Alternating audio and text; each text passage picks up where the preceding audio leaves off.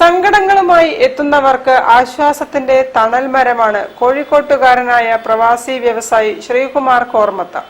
ഒരു travel agency ജീവനക്കാരനിൽ നിന്നും വലിയ വ്യവസായിയായി മാറിയപ്പോഴും നിസ്സഹായരായ മനുഷ്യരെ ചേർത്ത് പിടിക്കുകയാണ് ശ്രീകുമാർ.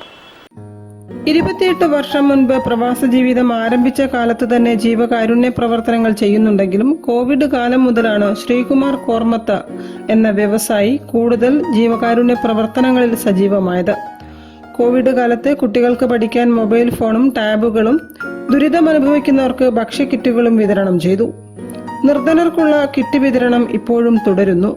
കിറ്റ് വിതരണത്തിന്റെ 7ാം വാർഷികമാണ് ഈ ഓണക്കാലത്ത് നടത്തിയത്.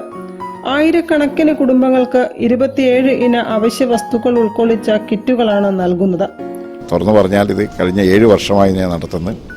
ആദ്യ വർഷങ്ങളിൽ കിട്ടിയ റെസ്പോൺസ് അല്ല ഇപ്പോൾ നമ്മളിപ്പോൾ 5,000 or 6,000 ആൾക്കാർക്ക് തീരുമാനിച്ചിട്ടുണ്ടെങ്കിൽ ഈ കിറ്റ് വാങ്ങിക്കാനായിട്ടുള്ള ഓർഡർ ഏതാണ്ട് 10,000-ൽ മുകളിലാണ് ലഭിക്കുന്നത്. നമുക്ക് അത്രയും ചെയ്തു തീർക്കാൻ സാധിക്കാത്തൊരു വിഷമം മാത്രമേ ഉള്ളൂ.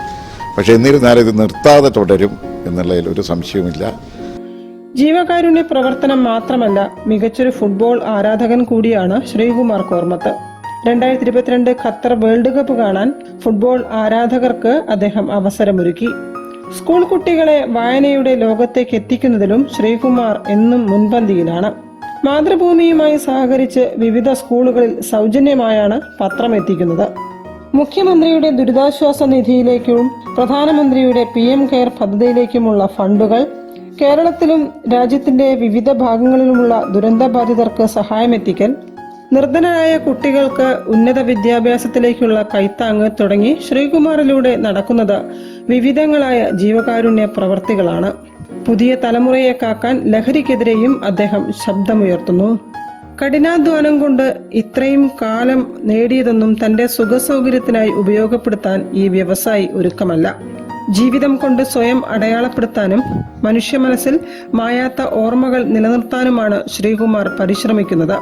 തനിക്ക് ചുറ്റുമുള്ള മനുഷ്യർക്ക് വേണ്ടി നല്ലത് ചെയ്തും ഇല്ലായ്മയിൽ സഹായവും സാന്ത്വനവുമേകിയും അദ്ദേഹം മറ്റുള്ളവർക്ക് സ്വയം മാതൃക തീർക്കുകയാണ്.